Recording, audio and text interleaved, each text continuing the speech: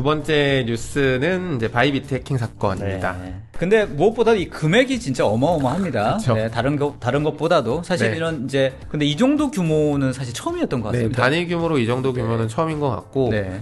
그 방식들도 되게 유니크했기 때문에 방식이요? 네, 네. 지금 상황에서는 굉장히 관심 있게 지켜봐야 되는 내용일 것 좋습니다. 같습니다. 네.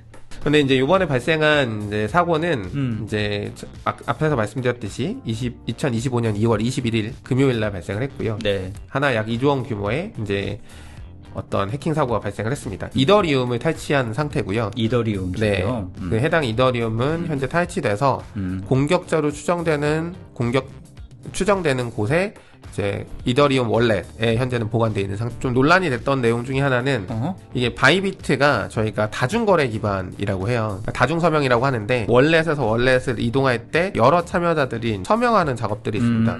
그 서명하는 작업을 완벽하게 컨트롤했습니다. 심지어 서명한 자들도 모를 정도로 그렇게 해서 탈취를 하고 실제 탈취가 끝나고 나서 인지했어요. 굉장히 정교한 APT 공격이었다라고 이제 현재는 저희는 얘기를 하고 있습니다. 주요 이제 용의자들이 현재는 북한에 있는 라자누스 그룹을 현재는 얘기가 되고 있고 콜드 월렛이라고 해서 상대적으로 훨씬 더 안전하지 그쵸, 않나요? 안전하게 네. 보관하고 있다라고 하는 네. 콜드 월렛인데 트랜잭션을 하기 위해서는 반드시 한번 온라인 상태가 돼야 돼요.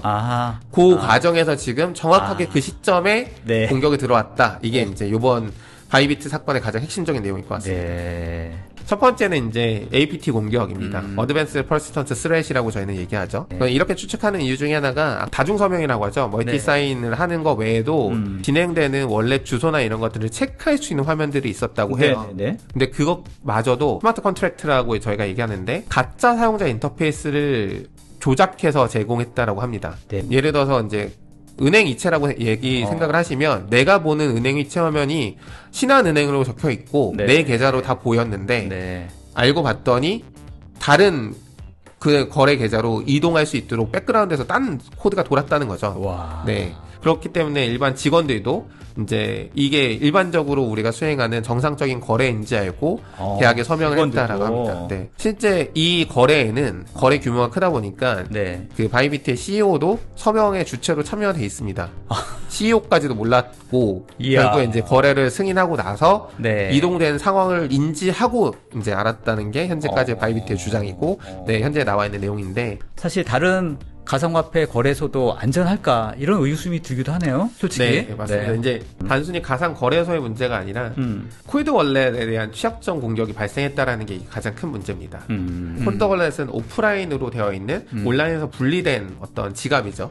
그 지갑 안에 지금 이제 돈이 들어있었던 거고 이더리움이 들어있었던 건데 그 이더리움은 이제 거래를 위해서는 한 번은 핫 월렛으로 그러니까 온라인으로 연동이 반드시 돼야 됩니다. 핫 월렛으로 이동하기 위해서는. 그러겠죠. 근데 그 보안 허점을 지금 파악하고 그 모든 거래 과정을 조작해서 지금 들어왔다는 거기 때문에 이거는 단순하게 특정 거래소의 문제가 아니라 거래소들이 갖고 있는 거래 프로세스들 그리고 그걸 보완하기 위한 보안 프로세스들을 전반적으로 지금 다 확인해봐야 될 필요성이 있다라는 다행이었던 건 사고가 발생하자마자 바로 공지를 했습니다. 이렇게 CEO 지금 트윗인데요. 이걸 신속하게 SNS를 통해서 해킹 사실을 알렸고요.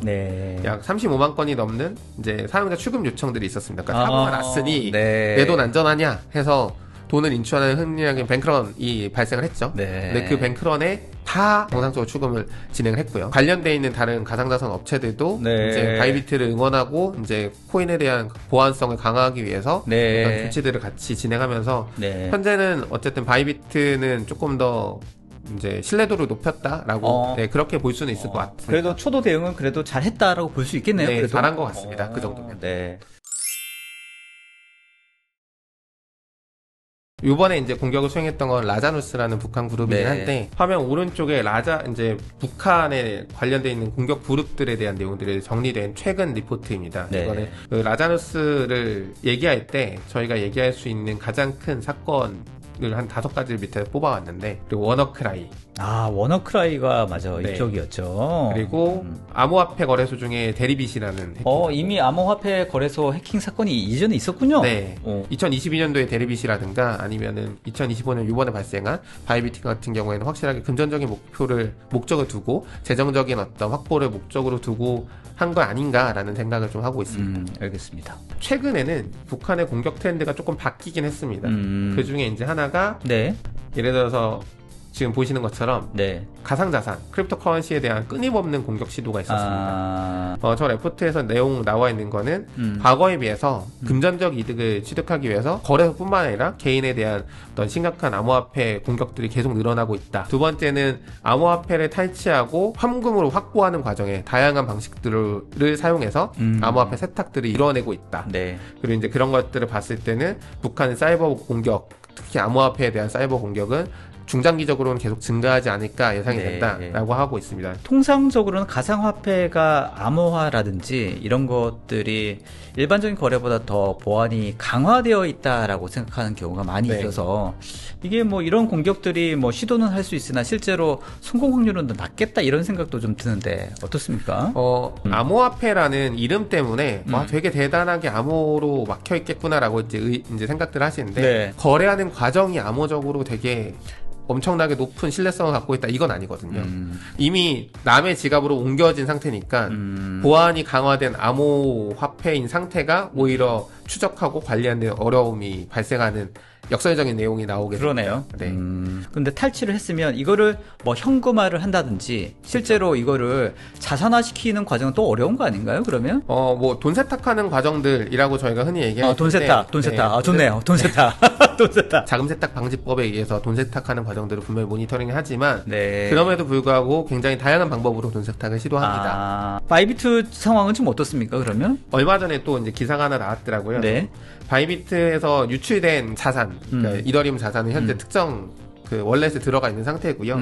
그 월렛은 현재 이제 흔히 얘기하는 낙인이 찍혀 있는 상태입니다. 그래서 그 월렛을 이용한 거래에 대해서는 이제 모든 거래소들이 우리도 이제 같이 동참해서 보고해줄게 이러고 있는 상태인데 라다누스의 자금 세탁 활동을 완전히 투명하게 공개하는 첫 현상금 사이트를 개설했다고 하더라고요. 라다누스 가지고 있는 그 계정, 자금 세탁을 하려고 하는 시도가 있었다고 하면 맞습니다. 그 시도를 확인해서 고발을 해주거나 정보를 알려주면 보상을 해주겠다.